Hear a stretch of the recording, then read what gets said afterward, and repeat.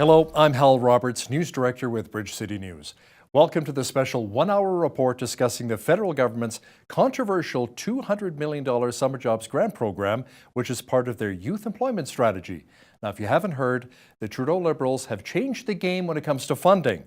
The rules now state that if an organization or business wants to be eligible to receive taxpayers' dollars towards hiring students to help over the summer, they have to agree to sign an attestation. They have to check the box. Canada Summer Jobs is part of our country's youth employment strategy.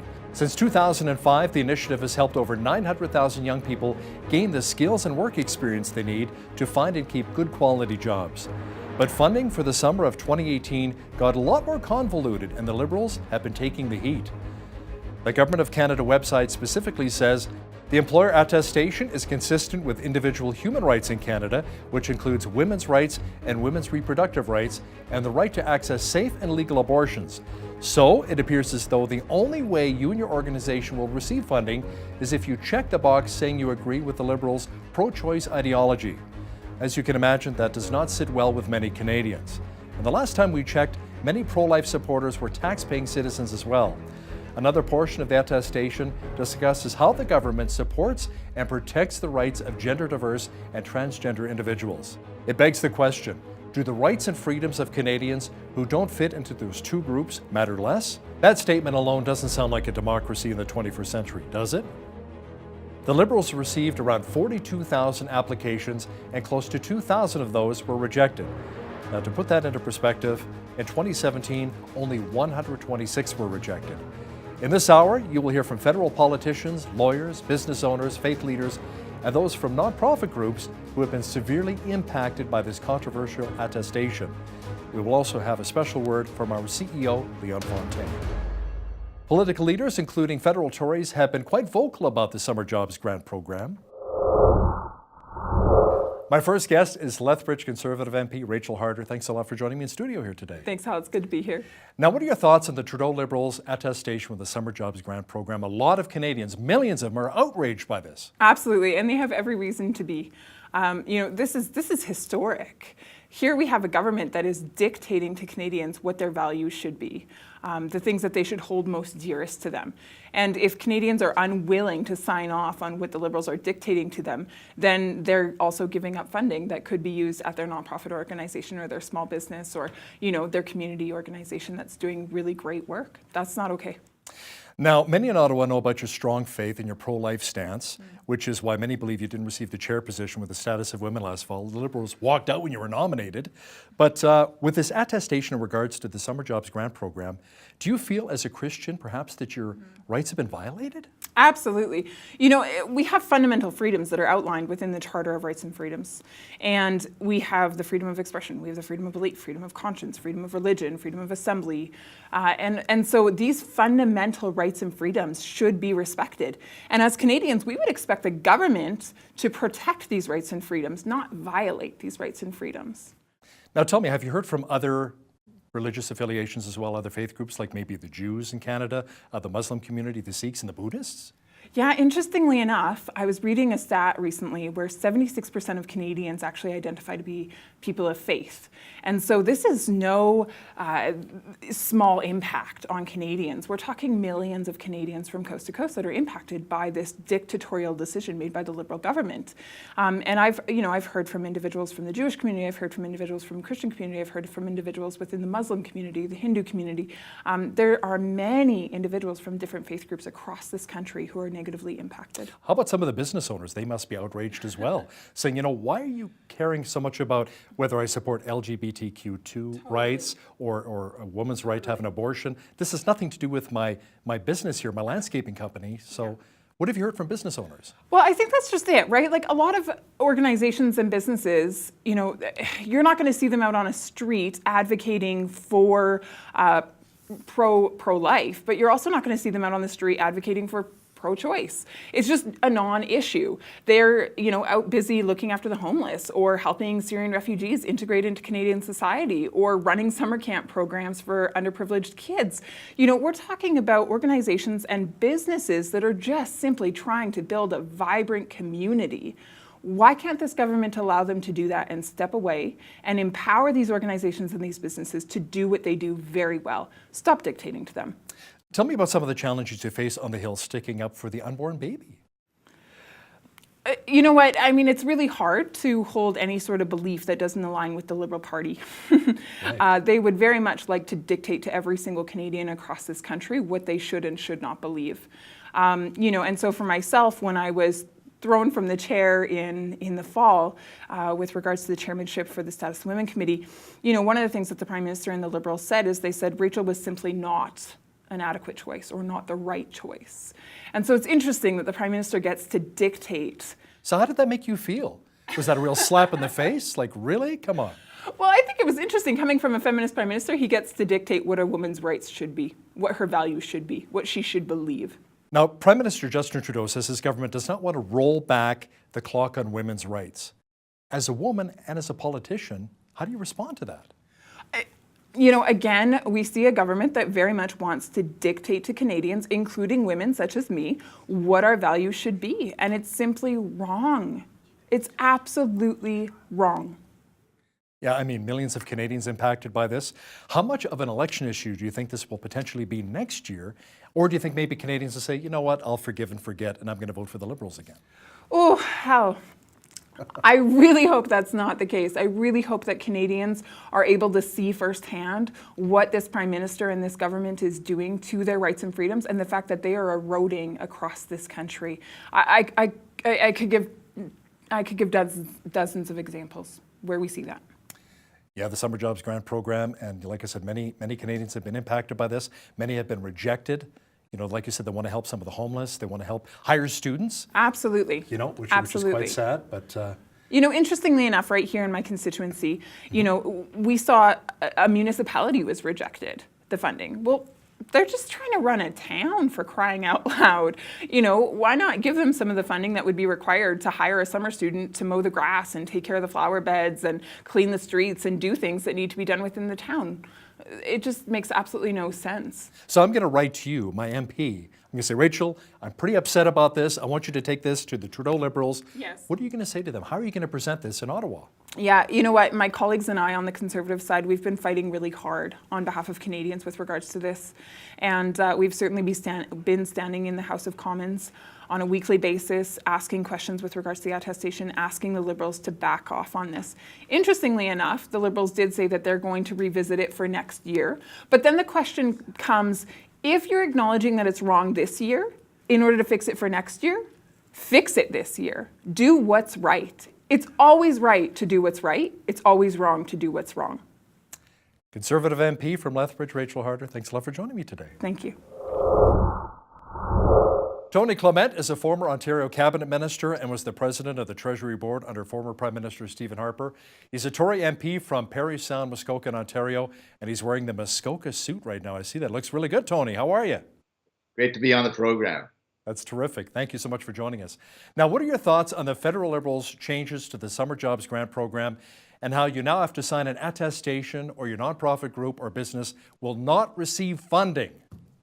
Well, look, it's a terrible abrogation of freedom of expression. This is a government that claims that they're for diversity, that they want to be respectful of diverse opinions, and yet they do something like this, which is so intolerant of opinions that are different from theirs. And let's put this in the right perspective.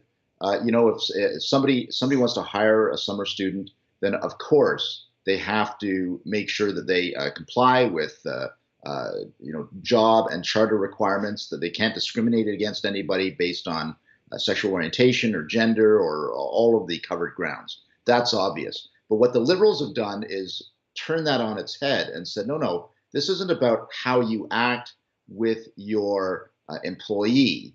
This is about what you think in your head.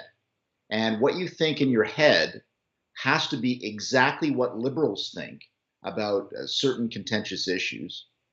Or you don't get funding. And that's the part that I find very offensive. Various groups obviously are taking the Trudeau government to court on this. They find it offensive because it is an abridgment, an abrogation of freedom of expression. So let me ask you then, why did the Liberals make this change? We didn't have this last year. No, we did not. There were certain groups I gather that did get funding. that were offensive to liberal thinking on abortion rights or LGBTQ or what have you.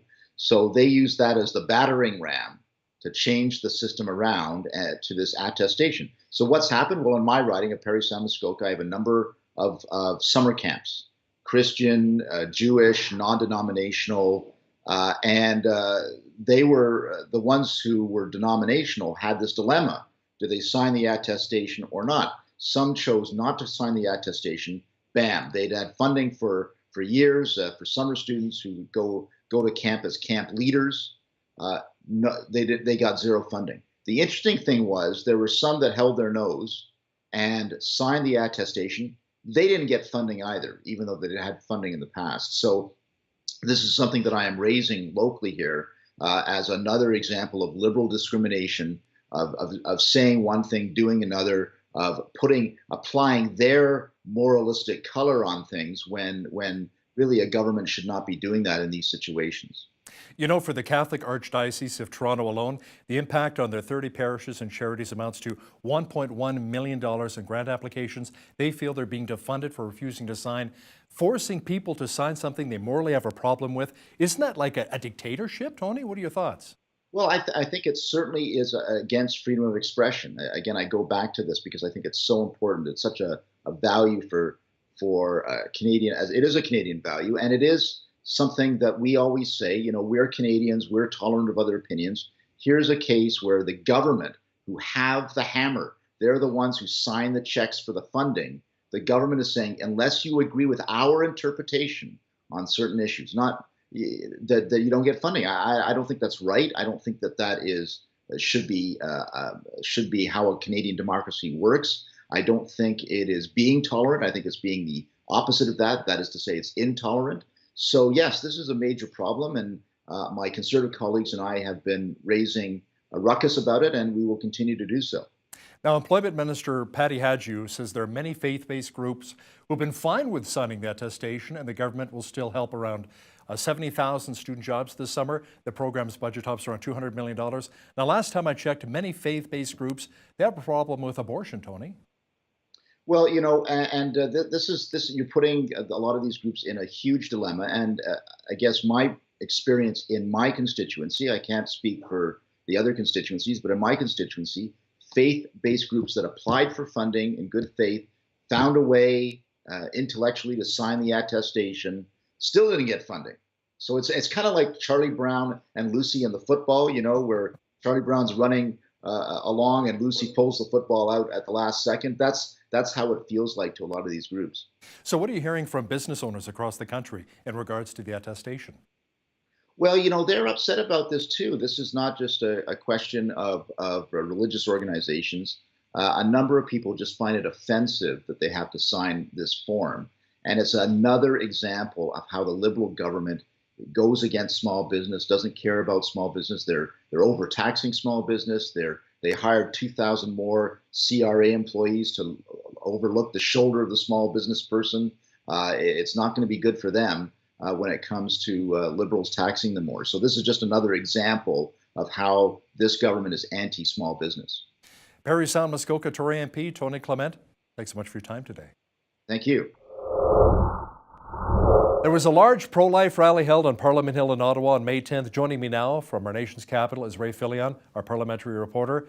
Ray, you covered the event. How many people were we talking about supporting pro-life, and what was the mood like there?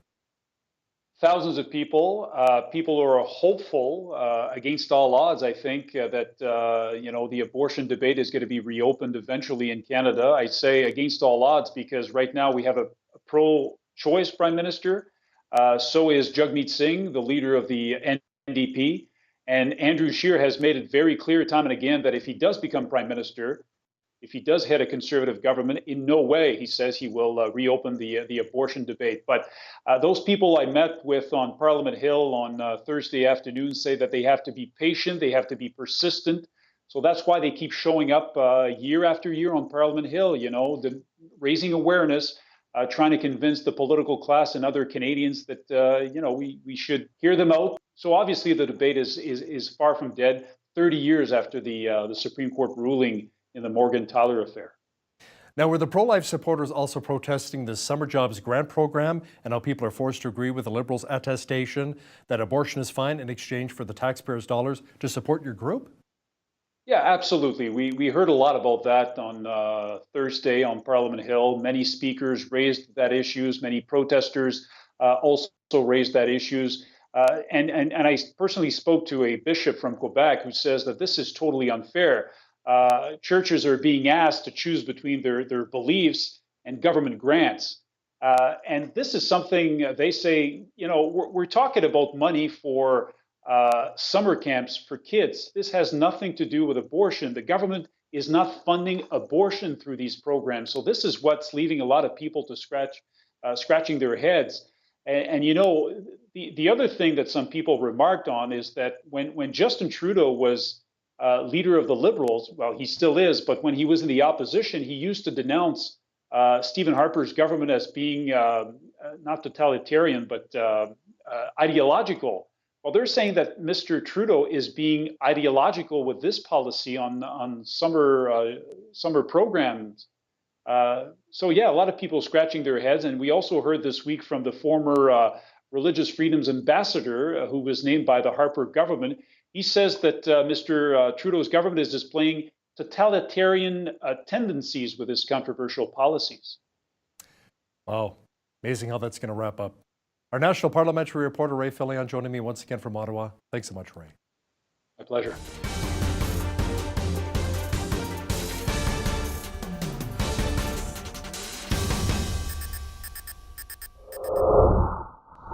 Barry Bussey is the legal director of the Canadian Council of Christian Charities. Barry, what has the feedback been like so far from Christian groups on the attestation?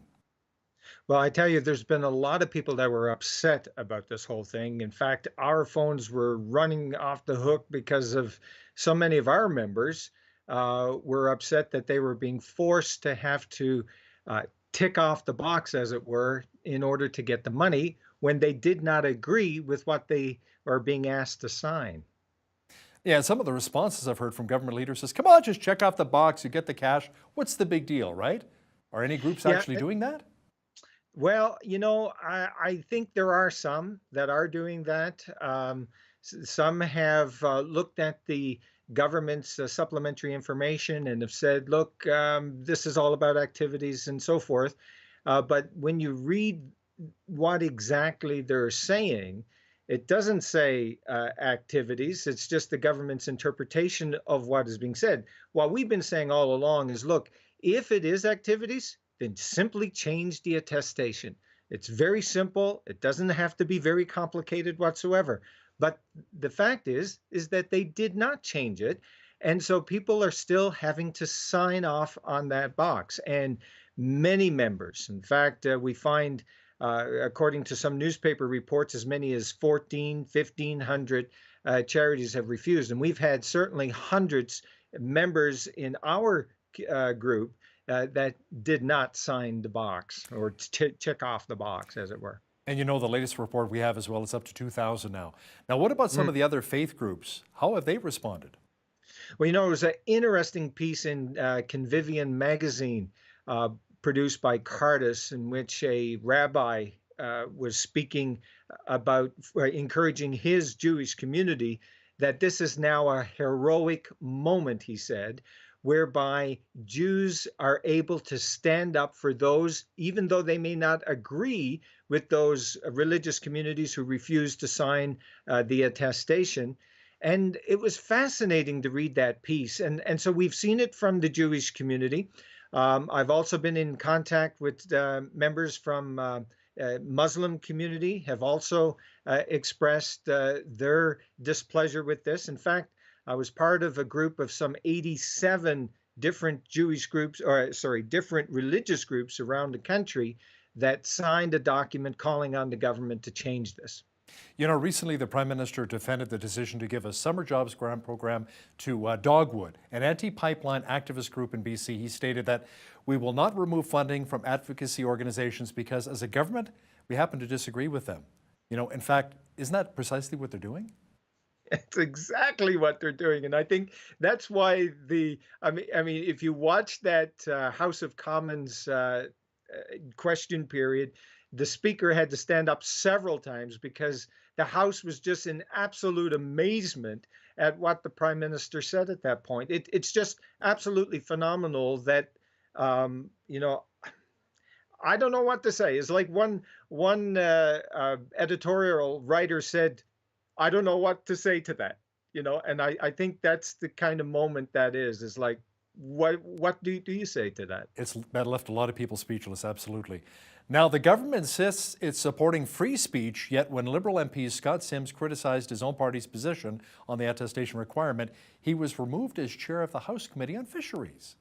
His own party. Yes, in fact, yeah, I know. And in fact, I met up with Scott Sims after he made that vote, the historic vote, really, where he was willing to, because of conscience, because not that he believed that he's actually pro-choice, but he felt that it was unfair that members in his constituency would have to violate their conscience in order to get government money, and he just simply could not do that. He said it was wrong, and you know, even with John McKay, who also spoke out against it, although he didn't vote against his party. He worked with the whip, and he basically went out on the side door, as it were, before the vote came up. But he made it very clear in his letter to a constituent that this is just a horrible state of affairs that the government finds itself in, and it's really indefensible. So Barry, let me ask you, bottom line, is there an intentional or unintentional bias against faith groups in Canada? You know, I would have loved to be able to say that no, that's not the case. But from what we're seeing right now, this is just but the thin edge of the wedge. We also see it with other programs. For example, the Canada Service Corps has a similar requirement that is now being imposed. So this government appears to be pushing people of faith into a corner, which is really unfortunate and is so unnecessary. If we want to have true diversity in this country, we need to be recognizing that everyone has an opportunity to participate in the public square. And we're not seeing that. And that's unfortunate. Barry Bussey is the legal director of the Canadian Council of Christian Charities. Thanks a lot for your time. Thank you. John Carpe is a Calgary lawyer and the president of the Justice Centre for Constitutional Freedoms. John, I understand you've launched a court case against the federal government on behalf of a couple who run a small family-based irrigation business near Brooks, Alberta. Now, can you share the background to this case?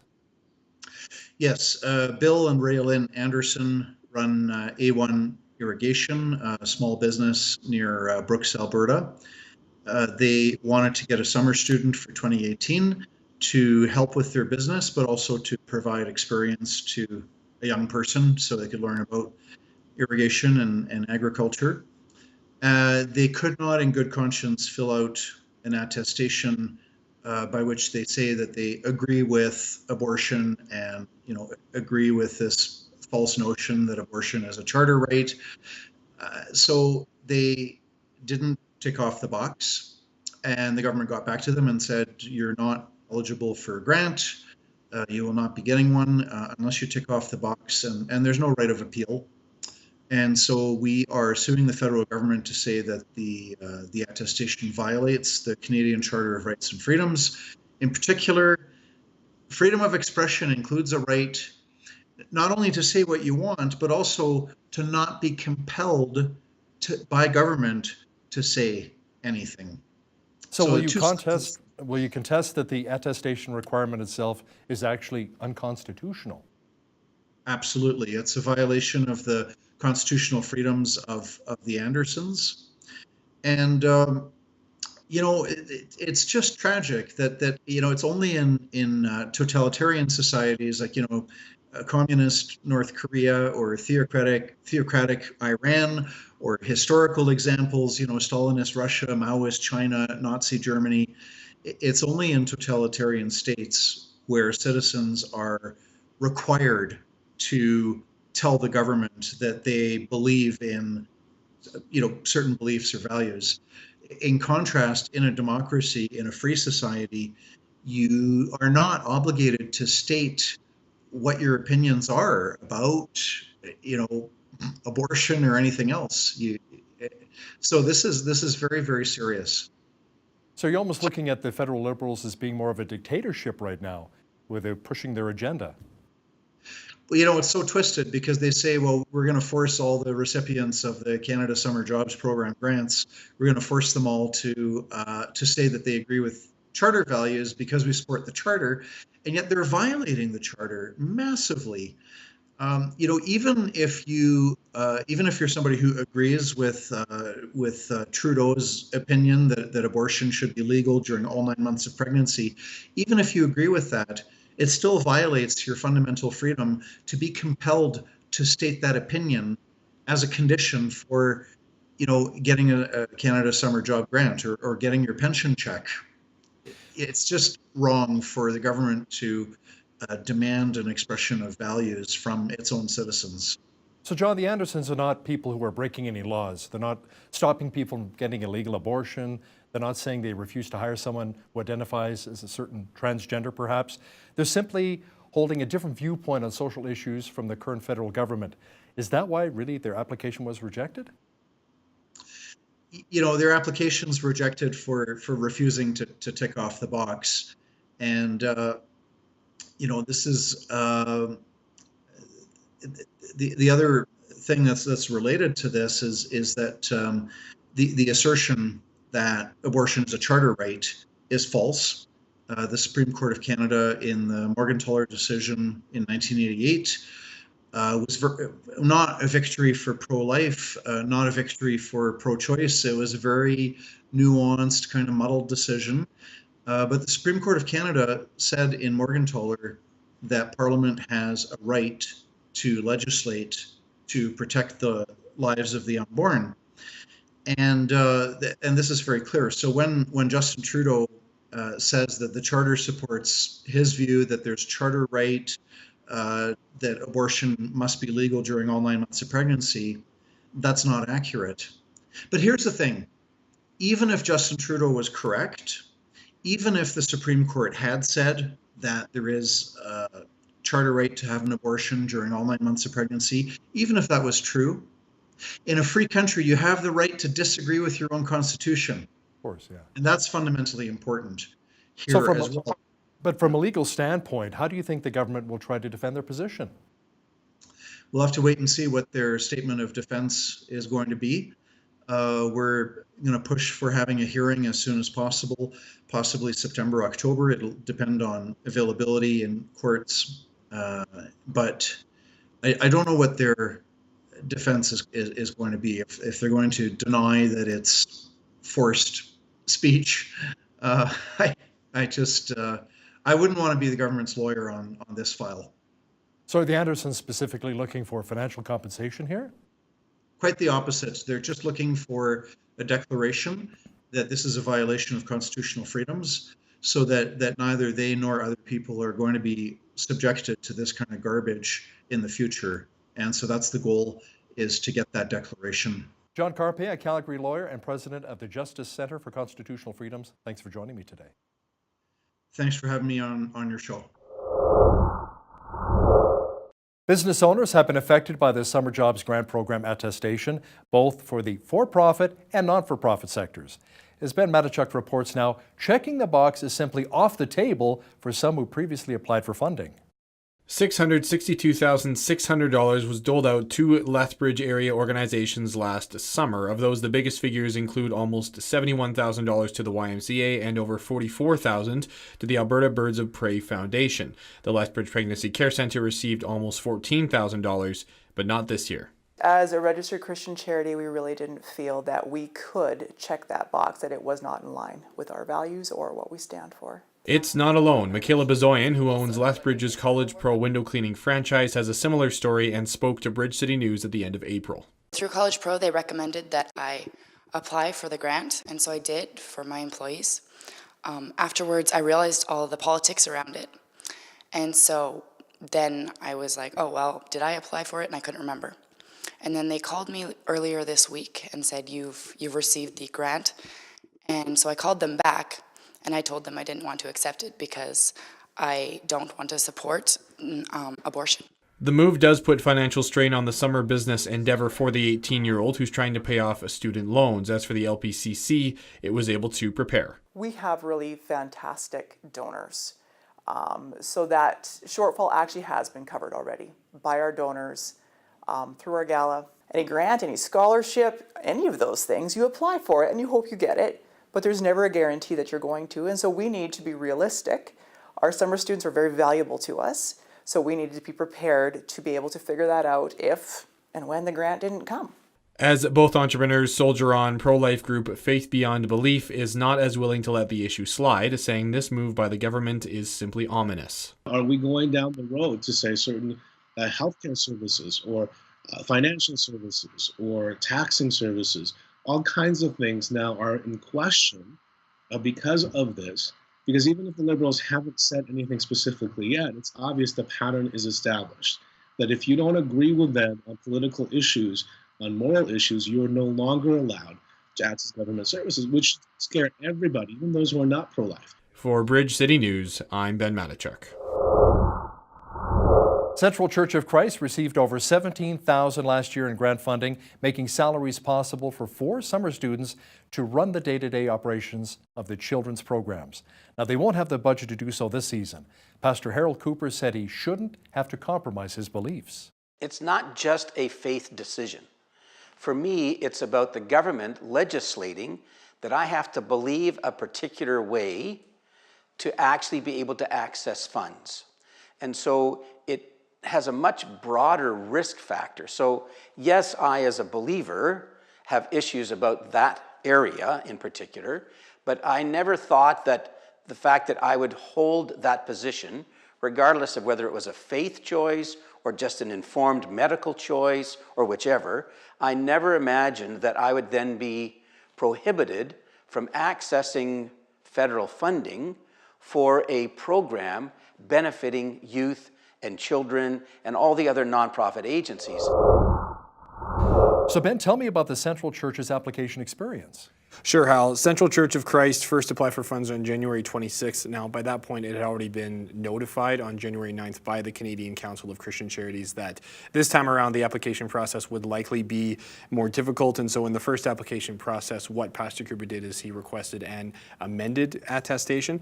Right. What he asked for was something that would not require him to make the declaration found in the Articles of Agreement in the application, which ask the employer to confirm their respect for reproductive rights.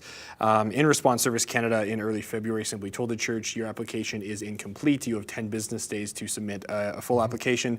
Pastor Cooper followed up by asking that the program accommodate its freedoms, and that was on February 9th. And the freedoms that he listed under the charter were religion, conscience, opinion, belief, thought, expression, and equality rights. Right. To date, Service Canada has not responded. All right, thanks so much, Ben. Coming up after the break, we'll hear from 2 summer camp directors who are set to welcome thousands of kids to their facilities in the coming weeks, and they tell us just how much political decisions like this impact them.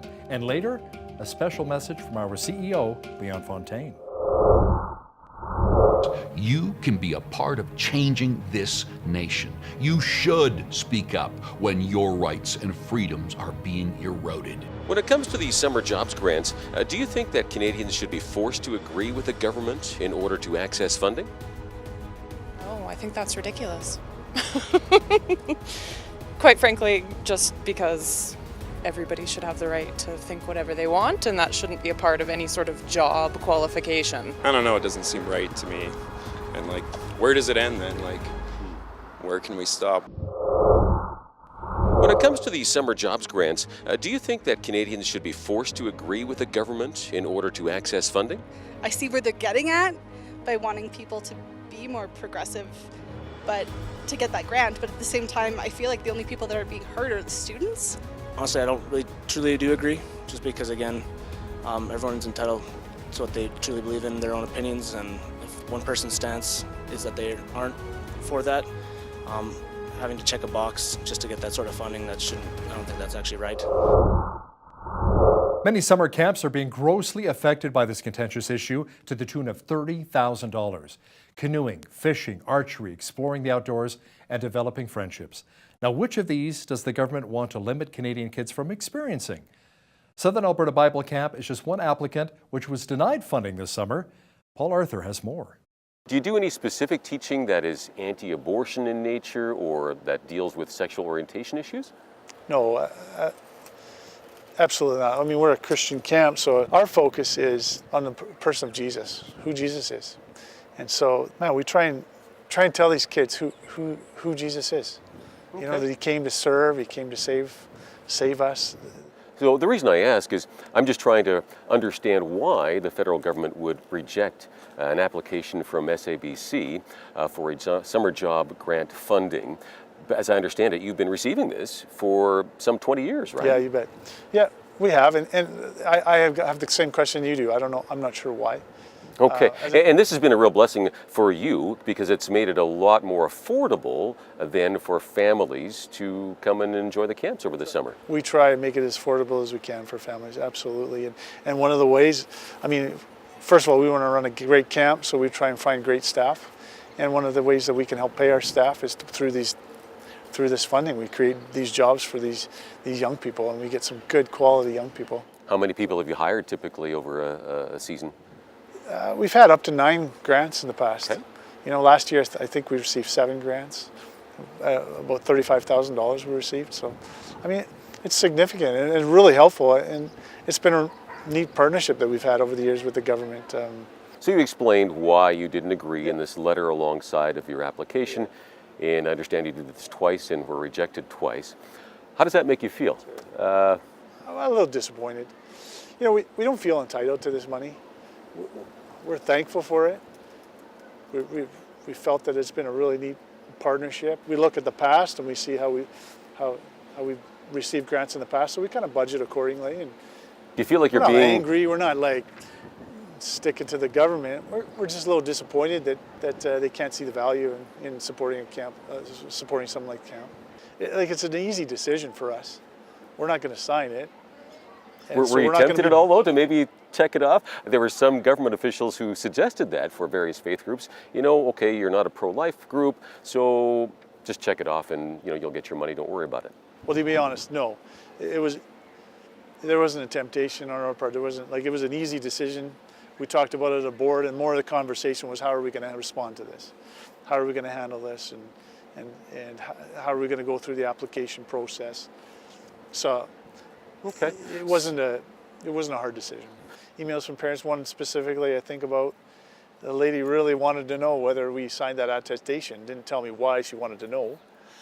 And I wrote her back. I said, no, we didn't sign the attestation. And then she said, good, I'm sending my kids to your camp. So, I mean, that's encouraging as well, right? Next year is another summer camp in 2019. Will you apply? You know, what needs to change? Yeah. Well, we're going to see. Our fiscal year ends September 30th. We're going to see how the funding came in, how we did. We may have to make some adjustments for next year. We'll probably budget accordingly. We're going to apply again next year. We're not going to sign the attestation if there is one, but we're going to apply and we're going to continue to try and make our case to. And again, we're trying to work with the government, again, to create jobs, but also, I mean, they can't do what we do here. I mean, we invest in the lives of many, many young people and children, and it's a real positive experience for them. Okay. And so it's a privilege to be able to do that. Well, thank you so much, John Gartley from Southern Alberta Bible Camp. Yeah, no problem. You know, I admire the people from camps like this, nonprofit groups that have simply had a lot of patience and, frankly, some endurance dealing with some government interference. And they're simply trying to change the lives of young Canadians. We also talked with another camp director from Southern Alberta, and they've taken a slightly different approach. At Crowsnest Lake Bible Camp, we have always known that money was an important consideration and sometimes decisive for some families. And so the way we've chosen to set up our registration process is that kids don't pay anything to come to Crowsnest Lake Bible Camp, and all of the funding for Crowsnest Lake Bible Camp is by donation. Looking down the road, David, do you have any concerns that faith groups could potentially lose more freedoms? Well, that's obviously an important consideration. I think that faith groups in Canada have done a good job of telling the government how important freedom, and specifically religious freedom, is to them.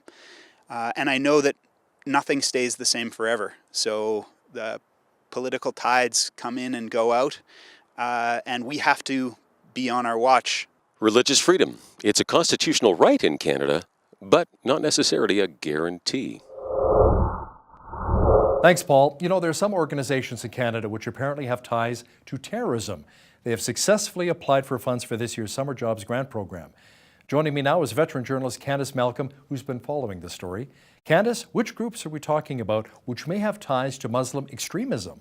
So Hal, thanks for having me. And according to my research, I found at least 8 extremist groups that have had either ties to terrorism, ties to extremism, or a history of just very anti-gay, anti-homosexual remarks that have been approved for the 2018 Summer Jobs Grant. You know, despite the attestation, despite everything else, these are groups that have a very easily searchable history with some pretty nefarious groups, ties to terrorism, including one group that has a financial tie with Hamas, as well as affiliations, like I said, to imams who have made very heated and anti-gay slurs.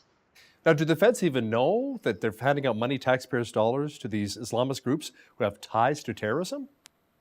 Well, I can't imagine that had the feds known about some of these connections, they would have gone ahead and approved the grant. For instance, how there was one organization called the Canada Arab Federation. And back in 2009, the federal government under Stephen Harper defunded this group. They used to receive a grant in order to teach English lessons to newcomers to Canada. The feds cut that grant over, again, ties to extremism, ties to terrorism. The group appealed the decision, and a federal judge stepped in and reaffirmed it and said, no, this group, it was right that the feds removed funding. So I can't imagine why now in 2018, the same federal government would say it was okay. I mean, they must not have done very much due diligence. They must not have researched or even Googled these groups before approving and giving them funding.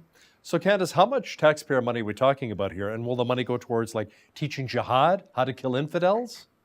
Well, again, it's all very cloudy still at this point, Hal. I know one of the organizations was approved to receive 10 grants. So, you know, there are 8 groups that are approved. They all range between 1 and 10 grants. And the grants themselves, they range in funds depending on what the individual who's receiving the grant is doing. So, you know, we're potentially talking about hundreds of thousands of dollars here. And as we know, the attestation that you're supposed to sign, it's said that the position and the core mandate of the organization is not to engage in political activities that counter the Charter of Rights and Freedoms and other values. But, you know, there was no attestation saying that, you know, we're not going to engage in extremism or that we don't have ties to terrorism. And I think that is a major concern when taxpayer dollars are going to these groups. It doesn't seem to be a lot of due diligence here. So why hasn't there been more of an uproar in Parliament Hill about this? Well, I think that there will be. I think that there is a steady concern. You know, the opposition has pointed out. I think there's been some couple hundred, maybe 1,500 groups I read that have been denied this funding through this grant over this attestation. It seems like the Trudeau government is bringing in their own values test and placing them on Canadian organizations in order to get taxpayer funds. And yet they really haven't applied the same standards to other groups. So if you're going to bring in values and try to politicize federal funding, you know, it could easily blow up in your face. And I think it is blowing up in Trudeau's face this year. I can't imagine that they're going to continue with this program and continue with this attestation in future years. So why not an uproar by the Muslim community? If these groups sign the attestation that abortion is fine, shouldn't really sit well with a lot of imams. Islam frowns upon abortion, does it not? Yeah, Hal, I spoke to an imam who told me in very plain words that abortion is forbidden within Islam. There are a few circumstances where abortion might be permitted if the mother's life is in danger. But again, that's a very small percentage. So, you know, it's interesting. I've seen sort of overwhelming positions from fundamentalist Muslims and imams saying that they don't believe in abortion, that they don't believe in gay rights. And yet these groups, again, I'm not sure if they sign the attestation. I reached out to all of these organizations, asked them for interviews, asked them if they had signed the attestation. I didn't hear back from anyone. I should say I heard back from one group, and they did say that they were open and that they were comfortable with the attestation.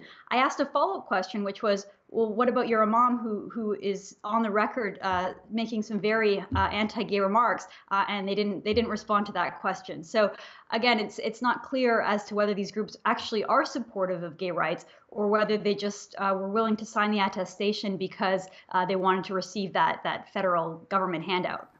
Veteran journalist Candace Malcolm, thanks so much for joining me from Palo Alto, California today. Thanks so much. All right, thanks for having me. Many faith groups around Canada, including the Jewish community, have a problem with the Summer Jobs Grant Program and the Attestation. Joining me now via Skype from Toronto is Rabbi Chaim Schreffler from the Sha'arei Shamayim Synagogue in Toronto. Thanks so much for joining me here today. My pleasure, Hal. Thanks for having me on. Now, from your perspective, Rabbi, is it problematic for the government to require citizens to check the attestation box first in order to receive a government grant? Hal, I think it's not just a problem for religious groups, and I think that there's a problem in framing this issue as being a religious issue. It's an issue really about belief generally, and also about our rights to conscience, whether we're religious or not religious. And the fact that the government here is asking its citizens to sign an attestation, which is really a statement of their belief, an agreement to a set of beliefs, in order to be treated by the government equally with others, is to somehow get inside our minds and ask us to adhere to a specific vision of what Canada is in order to be seen by our government as worthy of equal treatment. Now, have you had complaints over this issue from Jewish businesses or nonprofit agencies?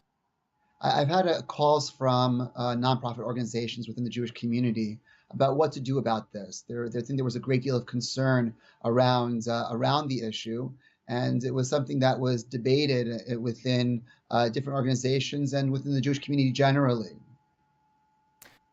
Rabbi Schreffler, thanks so much for joining me from Toronto today. My pleasure. This certainly is an unfortunate way to be uniting religious groups across the country, but it is having that effect. Regardless of denomination or background, you're probably wondering, okay, now what? My blood is boiling, learning about how the government tax dollars are being spent or not being spent. What can I, one person, do about it? Well, with more on this, here is Miracle Channel CEO Liane Fontaine.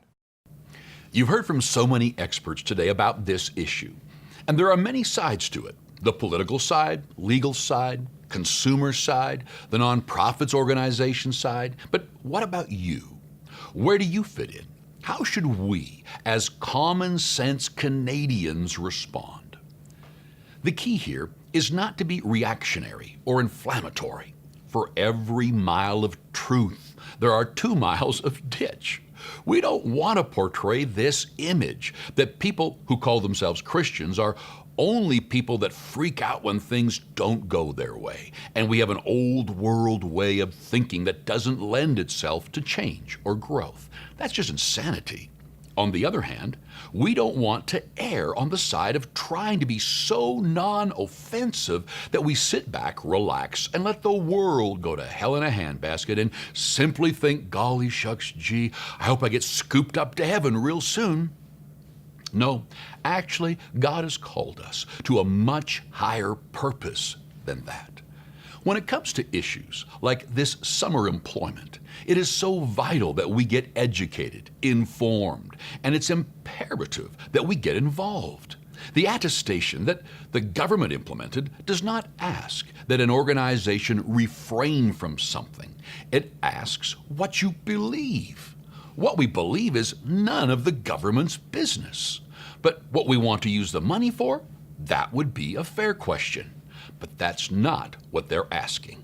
For instance, in recent weeks, we've learned that controversial groups, 2 Islamic organizations that have known ties to extremism, received grant funding, as well as a group that used the funds to protest the Trans Mountain Pipeline. This is just not common sense. Asking for a signature on an attestation, but not conducting a thorough screening process of what the taxpayer dollars will be used for. You know, wisdom is something that is really unique, and very often it's misunderstood. Wisdom is the ability to make the complex simple. It's the ability to communicate thoughtful solutions to real problems. Anyone can complain or make it even more complex. That's easy. But wise people offer solutions. They think issues through from start to finish. Let's choose to approach this issue wisely. From my perspective, here's the real problem at hand. The government was not elected to tell us how to think. They were elected to guide and protect their citizens. It's their job to grow this nation. The waters become very muddy when those who are in government begin to think that they're smarter than those they represent and attempt to try and force beliefs on any group of citizens. Any beliefs, Christian or otherwise, are supposed to be protected by the Charter of Rights and Freedoms. This legislation sets a precedent for the opposite in so many ways. Canadians are smart.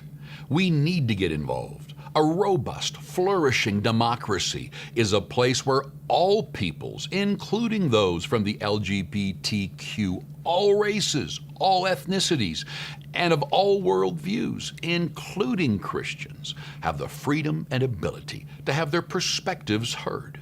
So let me ask you this. Who is doing the talking? What groups are aggressive and brilliant at fighting for their interests? I'll let you think on that one for a while. It's so easy to let mainstream media lead us down a path of thinking, isn't it? Oh, well, I heard it on the station, so I guess that must be the whole story. I promise you, if you ever do even a bit of digging into both sides of a story, it'll never be time wasted. So what's a common sense response to this whole issue of summer employment funding and the forcing to sign the attestation, which I believe is an infringement on the Charter of Rights and Freedoms? Well, we need to get informed.